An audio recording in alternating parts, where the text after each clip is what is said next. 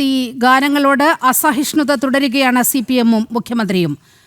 ഈ വന്ദേ ഭാരതിലെ ഈ ദേശഭക്തി ഗാലാപനത്തിൽ മുഖ്യമന്ത്രി പറഞ്ഞ വാക്കുകളാണ് ഇപ്പോൾ പറയേണ്ടത്.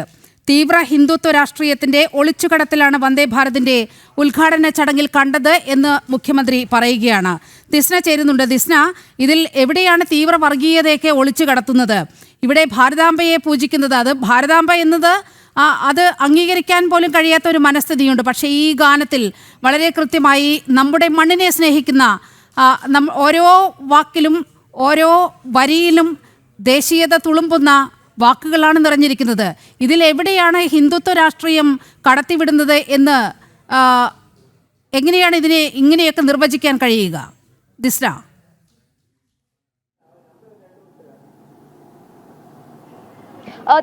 തീർച്ചയായും നീലിമ സൂചിപ്പിച്ചതുപോലെ തന്നെയാണ് എവിടെയാണ് വർഗീയപരമായി ഈ ഗാനം ചിത്രീകരിക്കപ്പെടുന്നത് എന്നൊരു ചോദ്യം തന്നെയാണ് ഉയർന്നു വരുന്നത്. ഭഗത് സിംഗും ശ്രീനാരായണ ഗുരുവും രാമകൃഷ്ണനും രാമദാസനും ഒക്കെ എവിടെയാണ് വർഗീയപരമായ ഒരു ചിത്രീകരണമായി മാറുന്നത് എന്നൊരു ചോദ്യം തന്നെയാണ് ഈ ഗാനം, ഈ രാഷ്ട്രഗാനം കേൾക്കുമ്പോൾ എല്ലാവർക്കും മനസ്സിൽ ഓടി വരുന്നത് എന്ന് തന്നെയാണ്.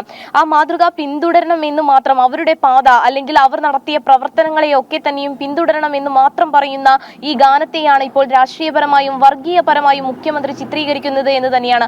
അതിൽ നിന്നും കൃത്യമായി CPM-ന്റെ നിലപാടുകളും CPM-ന്റെ വീക്ഷണങ്ങളും അല്ലെങ്കിൽ അത്തരത്തിൽ ഏത് രീതിയിലാണ് സമൂഹത്തിൽ നടക്കുന്ന അല്ലെങ്കിൽ BJP ആയാലും BJP മുന്നോട്ട് കൊണ്ടുവരുന്ന ആ വികസനത്തെ താറടിക്കാൻ ശ്രമിക്കുന്നത് എന്നത് വളരെ വ്യക്തമായി ഈ ഒരു പ്രസ്താവനയിലൂടെ മനസ്സിലാക്കാൻ സാധിക്കും. അതാണ് നമ്മൾ ഏറ്റവും കൃത്യമായി പറഞ്ഞു വെക്കേണ്ടത്. ഇവിടെ അറിയാം, ഇവിടെ നിന്ന് ബംഗളൂരുവിലേക്ക് പോകാൻ ഇവിടെ ആളുകൾ എന്തുമാത്രം ബുദ്ധിമുട്ടുന്നു എന്നുള്ള കാര്യം നമുക്കറിയാം. ട്രെയിനിലൊക്കെ ടിക്കറ്റ് കിട്ടാത്തൊരവസ്ഥയുണ്ട്. വൻ കൊള്ളയാണ് സ്വകാര്യ ബസ് സർവീസുകൾ നടത്തുന്നത്. അങ്ങനെ വലിയൊരു യാത്രാ പ്രശ്നമാണ് കേരളത്തിൽ നിന്നും ബംഗളൂരുവിലേക്ക് എത്താനുള്ള മലയാളിയുടെ ഈ വലിയ പ്രശ്നമുണ്ട്. ആ പ്രശ്നത്തിന് വളരെ കൃത്യമായൊരു പരിഹാരമുണ്ടാകുകയാണ്. 16 മണിക്കൂർ അല്ലെങ്കിൽ ഇത്രയും മണിക്കൂർ യാത്ര ചെയ്യേണ്ട ഇടത്ത് 8 മണിക്കൂറിലേക്ക് ഈ ദൂരം കുറയുകയാണ്, ആളുകളുടെ ബുദ്ധിമുട്ട് കുറയുകയാണ്. അപ്പോൾ അതിനെ സർവാത്മന സ്വാഗതം ചെയ്യേണ്ടതിന് പകരം ഇത്തരത്തിൽ BJP ഇത് കൊണ്ടുവന്നു അല്ലെങ്കിൽ കേന്ദ്ര സർക്കാർ കൊണ്ടുവന്നു എന്ന് പറഞ്ഞുകൊണ്ട് ഇതിനെ നിരാകരിക്കുക.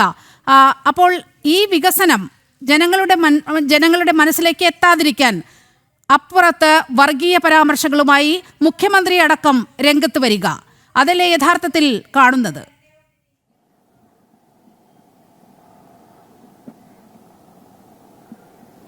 തീർച്ചയായും നീലിമ, കഴിഞ്ഞ ഈ അടുത്തു നടന്ന രാഷ്ട്രീയ പശ്ചാത്തലങ്ങൾ അല്ലെങ്കിൽ സംഭവങ്ങൾ പരിശോധിച്ചാൽ അത് വ്യക്തമാണ്. പ്രധാനമായും കേരളത്തിലേക്ക് കൊണ്ടുവരുന്ന വികസന നേട്ടങ്ങളൊക്കെ തന്നെയും അവസാനം കയ്യടിയോടെ തങ്ങൾ നടത്തിയതാണെന്ന് മാത്രം വാദിക്കുന്ന ഒരു ഇടതുപക്ഷ സർക്കാരിനെയാണ് നമ്മൾ കണ്ടത് എന്ന് തന്നെ എടുത്തു പറയാം. പ്രധാനമായും നേരത്തെ നീലിമ സൂചിപ്പിച്ചതുപോലെ തന്നെ ഈ സൈബർ ഇടങ്ങൾ ഇത് ഏറ്റെടുക്കുന്നു എന്ന് തന്നെയാണ്. അതായത് CPM-ന്റെ സൈബർ ഇടങ്ങളിൽ വലിയ രീതിയിൽ ഇതിന് വ്യാപകമായ പ്രചരണം നടത്തുന്നു. പ്രധാനമായും സുരേഷ് ഗോപിയൊക്കെ തന്നെയും പല വേദികളിൽ ഉദ്ഘാടനത്തിനൊക്കെ പോകുമ്പോൾ അത് നമ്മൾക്ക് കാണാൻ കഴിയുന്നതാണ്. വലിയ രീതിയിൽ അവരെ മാത്രം ടാർഗറ്റ് ചെയ്തുകൊണ്ട് അത്തരത്തിൽ വലിയ രീതിയിൽ സമൂഹ മാധ്യമങ്ങളിൽ പ്രചരിപ്പിക്കുന്നു. നേരത്തെ നീലിമ സൂചിപ്പിച്ചതുപോലെ തന്നെയാണ് എന്തുകൊണ്ടാണ് ഇത്തരത്തിലൊരു പ്രസ്താവനയിൽ എവിടെയും മുഖ്യമന്ത്രി അത് നാടിന് ഗുണകരമാണ് എന്നൊരു പ്രസ്താവന നടത്താതിരുന്നത് എന്നത് ഒരു ചോദ്യമായി ഉയർന്നു നിൽക്കുന്നതാണ്. പകരം അവിടെ പ്രധാനമായും ഭഗത് സിംഗിനെ ഒക്കെ തന്നെയും വർഗീയപരമായി മുഖ്യമന്ത്രി കണ്ടത് എന്തുകൊണ്ടാണ് എന്നതും നമുക്ക് ചോദ്യമായി ഉയരുന്ന ഒരു കാര്യം തന്നെയാണ്. ശ്രീനാരായണ ഗുരുവും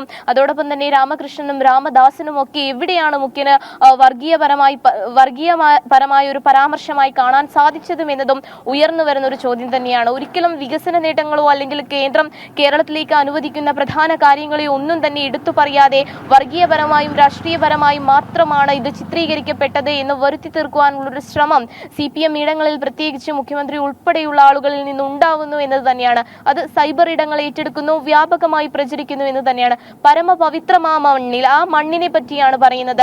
ആ മണ്ണിലുള്ള ആളുകൾ അല്ലെങ്കിൽ അത്തരത്തിൽ ഭാരതാംബയുടെ അതായത് ഭാരത് മാതാവിന്റെ പാതകൾ പിന്തുടരണം എന്നൊരു കാര്യം മാത്രമാണ് ആ രാഷ്ട്രീയ ഗാനത്തിലൂടെ പ്രധാനമായും എടുത്തു പറഞ്ഞിട്ടുള്ളത്. പക്ഷേ ആ ഗാനത്തെ വലിയ രീതിയിൽ രാഷ്ട്രീയ ഗാനമായി ചിത്രീകരിക്കുന്നു. അതോടൊപ്പം തന്നെ ബി ജെ പിയുടെ അജണ്ട നടപ്പിലാക്കാൻ ശ്രമിക്കുന്നു എന്നൊരു കാര്യം കൂടിയാണ് മുഖ്യമന്ത്രി ഈ പ്രസ്താവനയിലൂടെ പറഞ്ഞു വെക്കുന്നത്.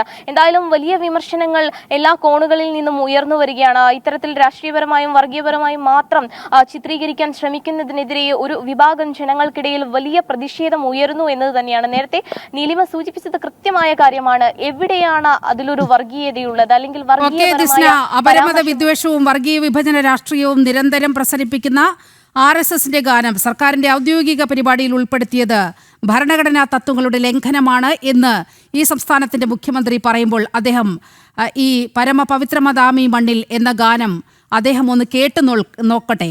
അതിൽ എവിടെയാണ് വർഗീയ പരാമർശം, എവിടെയാണ് അന്യമത വിദ്വേഷം ഒളിഞ്ഞിരിക്കുന്നത്?